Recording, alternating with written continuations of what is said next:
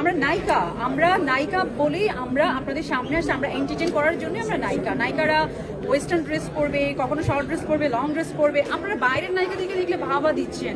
আর যখনই বাংলাদেশের একটা মেয়ে, সে তার নিজেকে এত ইজি না নিজেকে ফিট রাখা, এত ইজি না একটা শর্ট ড্রেস পরে পাবলিকলি আসা, সেটা অর্জন করতে হয়, সেটা যে কেউ চাইলেই পারবে না। সো যখনই বাংলাদেশের কোনো নায়িকা করছে, বাংলাদেশের কোনো মডেল করছে, তখনই কিন্তু সেখানে খুব ব্যাড কমেন্টস করা হচ্ছে। যদিও আই ডোন্ট কেয়ার, দ্যাটস আমি আমার মতো করে আমি লাইভ করছি। এখন আপনি যেটা আমাকে বললেন যে আমাদের দেশে নায়িকাদেরকে নিয়ে কেন গর্ব করা হয়, এটা আসলে অডিয়েন্সের কোয়েশ্চেন করতে হবে। যখন আমরা ওয়েস্টার্ন ড্রেস পরে আমাদেরকে বাজে কথা বলা হয়, আমাদেরকে বাজে কমেন্টস করা হয়, ইনস্টাগ্রামে ফেসবুকে ট্রল করা হয়, সেইগুলো তো আসলে আমাদের মন মানসিকতা চেঞ্জ করতে হবে।